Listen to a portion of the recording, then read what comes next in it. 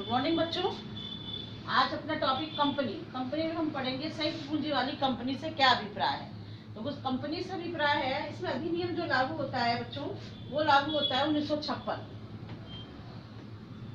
Company अधिनियम 1956 इस पर लागू होता है। जैसे हमने साझेदारी पढ़ी तो साझेदारी अधिनियम पढ़ा था हमने, 1932 लागू होता है। इसी तरह से संयुक्त पूंजी हमने हिंदू परिवार पढ़ा था, उसमें अधिनियम लागू होता है। इसी तरह से संयुक्त पूंजी वाली कंपनी में भी अधिनियम 1956 लागू होता है ना।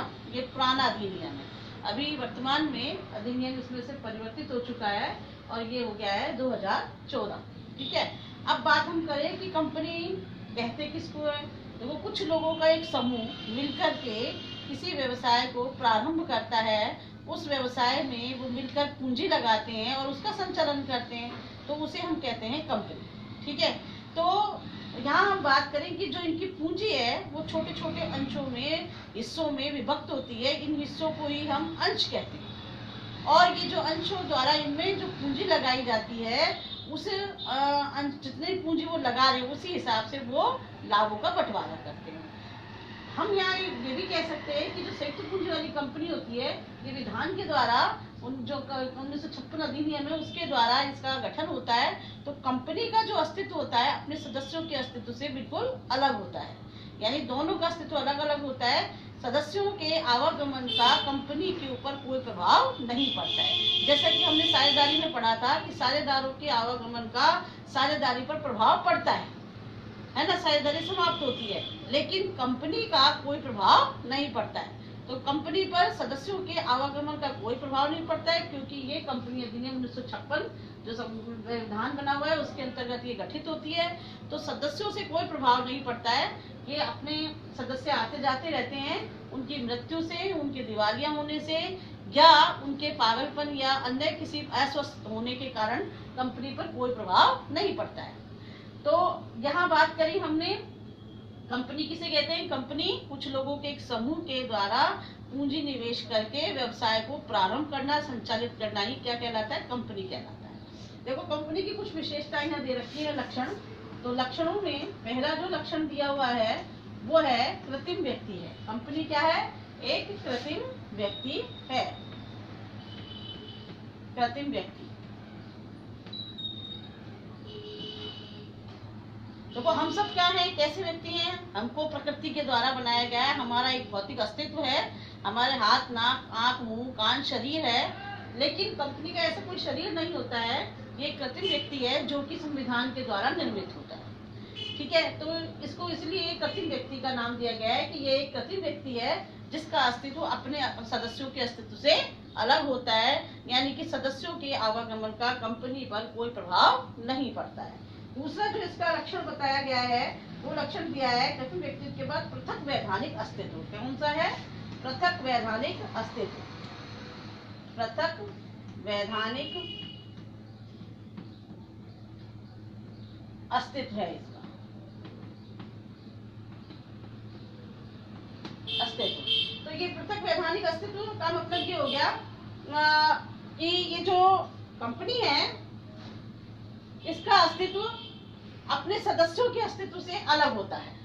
सदस्य कि जैसा कि मैंने इसके अभिप्राय में ही बताया आपको कि सदस्यों के आवागमन का या सदस्यों के बीमार होने का या सदस्यों के अस्वस्थ होने का या उनके पागलपन का कंपनी पर कोई प्रभाव नहीं पड़ता है। इसी तरह से कंपनी अलग अस्तित्व होने के कारण कंपनी अपनी संपत्ति स्वयं खरीद सकती है, अपने नाम से ले सकती है, सौदा कर सकती है, चाहे तो सदस्यों पर मुकदमा भी कर सकती है, न्यायालय में ले जा सकती है, और सदस्य भी कंपनी पर मुकदमा कर सकते हैं, वो भी उन्हें न्यायालय में ले जा सकते हैं। तो इस तरह से कंपनी का अपने सदस्यों से अलग अस्तित्व होता है। ठीक है, नेक्स्ट पॉइंट आता है, जैसे इसमें दिया गया है समामिलन के दिन से ही, जब कंपनी का समामिलन हो जाता है उस दिन से ही कंपनी को एक अलग पहचान मिल जाती है, इसके सदस्यों से पृथक अस्तित्व होता है।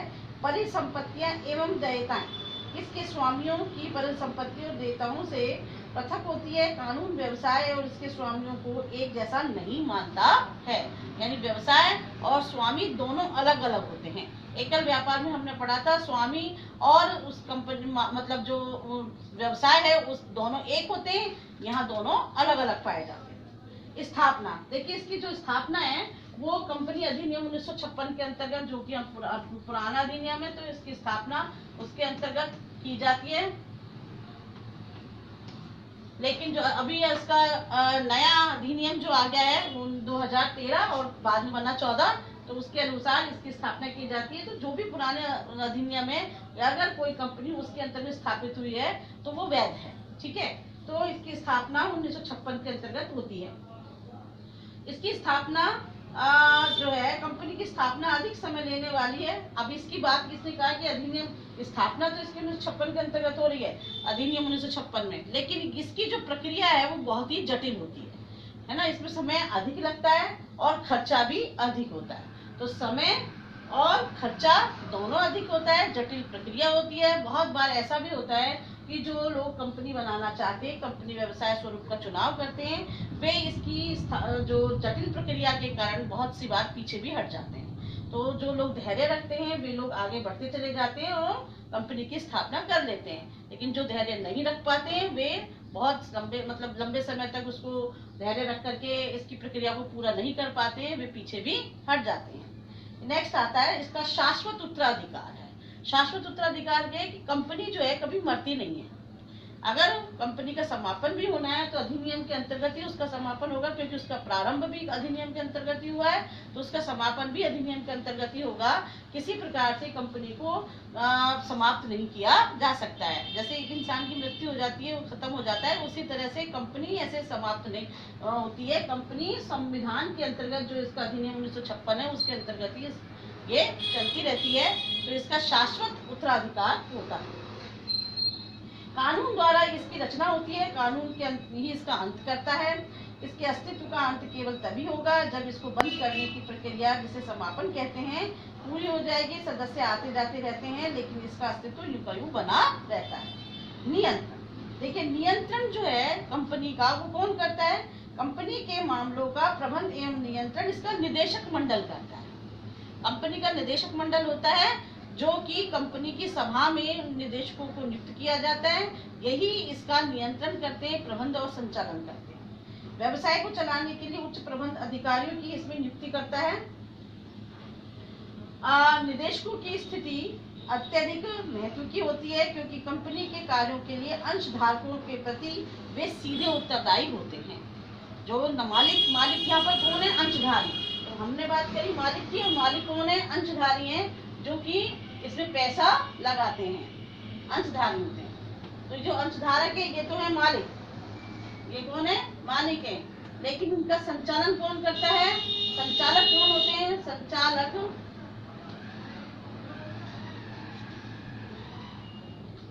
संचालक निदेशक मंडल होता है, निदेशक मंडल। इसके द्वारा इनका संचालन किया जाता है, ठीक है। तो संचालक निदेशक मंडल के द्वारा किया जाता है। और जो मालिक है वो इसके अंशधारी होते हैं। अंशधारियों में भी दो प्रकार के अंशधारी होते हैं, ठीक है। ये दो प्रकार के अंशधारी, समता अंशधारी और पूर्वाधिकार अंशधारी होते हैं। तो वास्तविक जो मालिक होते हैं वो होते हैं समता अंशधारी। उन्हीं के द्वारा ही पैसा लगाया जाता है, वही मालिक माने जाते हैं। और इन्हीं का जो चुनाव है संचालकों का, जो है निदेशक मंडल का, वो इन्हीं के द्वारा किया जाता है।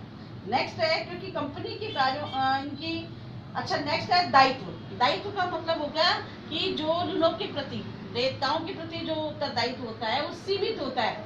सदस्यों का जो दायित्व है वो कैसा होता है? सीमित। जिस अंशधारक ने जितने अंश खरीदे हैं उनमें से जो बकाया राशि है उस राशि तक ही उसका दायित्व होता है, उससे ज्यादा का उसका दायित्व नहीं होता है। तो कुल मिलाकर के यहाँ इसका जो दायित्व है वो सीमित होता है। जैसे साझेदारी में हमने पढ़ा था कि साझेदारों के दायित्व अपनी संस्था के व्यवसाय के प्रति सीमित भी होते हैं और असीमित भी होते हैं। लेकिन यहाँ कंपनी में सदस्यों का जो दायित्व है वो सीमित पाया जाता है, ये इसका एक गुण है। नेक्स्ट है सार्वमुद्रा। अच्छा, यहाँ एक उदाहरण दिया गया है कि जैसे मान लीजिए कि 10 रुपए वाले मेरे पास में 2000 अंश है। कितने रुपए वाले? 10 रुपए वाले 2000 रुपए के, ये 10 रुपए वाले 2000 अंश हैं। जिन पर से मैंने 7 रुपए का भुगतान कर दिया है, तो 3 रुपए बकाया रहते हैं। तो जो मेरा दायित्व होगा वो 2000 गुना 3 यानी कि 6000 रुपए का ही होगा, उससे ज्यादा का नहीं होगा। तो इस तरह से मेरा दायित्व कितना हो गया, बकाया राशि का। बकाया जो राशि है उतना ही मेरा दायित्व है, उससे ज्यादा का मेरा दायित्व नहीं है। तो यहाँ अंशधारकों के दायित्व कैसे होते हैं, सीमित होते हैं। नेक्स्ट है सार्व मुद्रा। देखो कंपनी की अपनी एक सार्व मुद्रा होती है, जिसमें कंपनी वो सार्व मुद्रा का अभिप्राय कंपनी के नाम की एक मोहर होती है। जब भी कोई सौदा किया जाता है तो उस सौदे पर उस सार्व मुद्रा यानी कि उस मुद्रा का, उस मोहर का उपयोग किया जाता है, और निदेशक मंडल में जो होते हैं वो लोग उसका पर हस्ताक्षर करते हैं, तभी वह कार्य वैध माना जाता है। जैसा आपको बुक में दिया गया है, कृत्रिम व्यक्ति होने के नाते कंपनी निदेशक मंडल के माध्यम से कार्य करती है। ये सार्व मुद्रा का उपयोग कौन करता है, निदेशक मंडल, और उसको वेरीफाई कौन करता है, वो भी निदेशक मंडल के द्वारा हस्ताक्षर करके उसको वेरीफाई किया जाता है। तो वे जो भी समझौता करते हैं उस पर सार्व मुद्रा के द्वारा कंपनी का अनुमोदन आवश्यक है। यदि कोई समझौता ऐसा है जिस पर कंपनी की मुद्रा नहीं लगाई गई है तो कंपनी कानूनी बाध्यता नहीं होगी, यानी किसी तरह से उसको दबाया या कानून के दायरे में उसको नहीं लिया जा सकता है। और लास्ट इसकी जो इसका लक्षण रहता है वो है जोखिम उठाना। कंपनी में हानि होने को सभी अंशधारक वहन करते हैं। जैसे ही कंपनी में जब हानि होती है तो जिस तरह से अंशधारकों को लाभ मिलता है उसी तरह से अंशधारकों को हानि भी वहन करनी पड़ती है। ठीक है, तो यहाँ जो हम बात कर रहे हैं, मैंने बात करी कि समता अंशधारी और पूर्वाधिकार अंशधारी, दो प्रकार के अंशधारी होते हैं। एक समता इक्विटी शेयर होल्डर और दूसरे होते हैं पूर्वाधिकार।